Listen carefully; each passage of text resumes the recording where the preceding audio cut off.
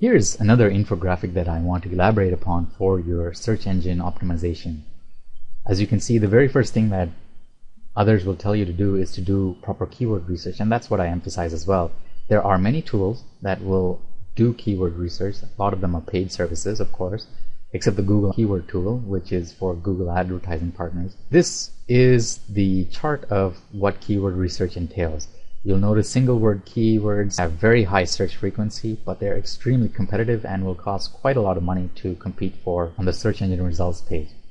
And that's where we get further down this tail and into what we consider the long tail, that keywords that consist of 3, 4, 5 or more.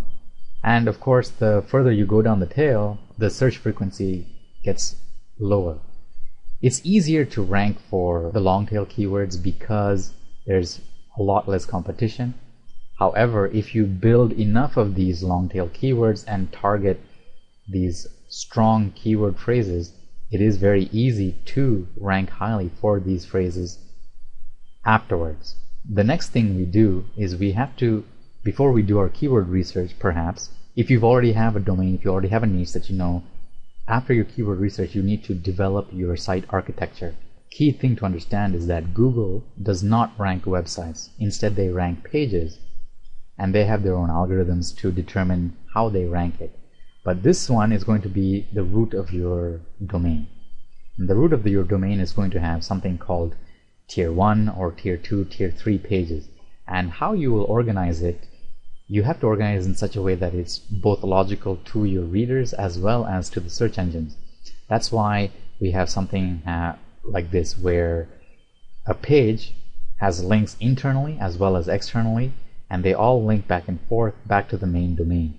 And this is what is important, because the more the keywords you see down here, these are probably 3, 4, 5 or 6 keyword focused pages, and they all link back to the parent page, who all link back to the parent page, and who all link back to the main root domain. And this is how you build up your rank. This is an ongoing process. This takes quite a bit of research. It takes quite a bit of time. You can automate this, you can outsource this, but keep in mind this is the kind of structure that the search engines are looking for. Of course, having this planned out before you design your site, before you populate your site with content, makes a lot of sense. It'll save you a lot of time. Following the site architecture, what we're going to do is we're going to do in-page optimization. As you've already read in the ebook, you have to optimize your URL, you have to optimize your meta descriptions, you have to optimize the page title, you have to have an image with the file name, the keyword focus file name, you have to have the image's alt tag with the keyword focus name, the body text should have an appropriate keyword density, you should include page headings of H1, H2 and H3, once again the image ALT attributes. Don't forget also that keywords should also be bolded, italicized and underlined, and that's what the search engines are looking for. Once we've developed our page site, once we've gotten a few pieces of content and they're all linking to each other, what we need to do is work on the process of link building, or sometimes known as getting backlinks, which are one-way links from other blogs or comments or something else. And there is a variety of ways to do this.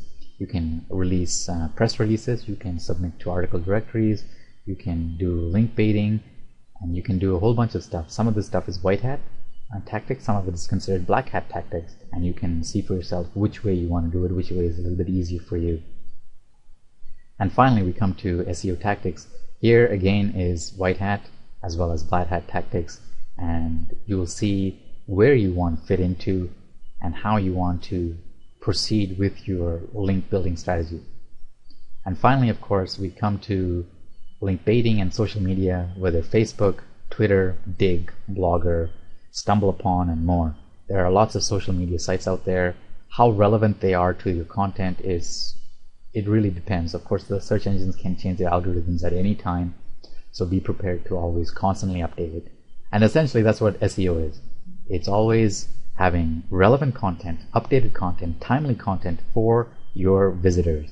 And of course, if the search engines see that, they know that your site is of value, your pages provide value, and thus your domain and your niche will get ranked very highly.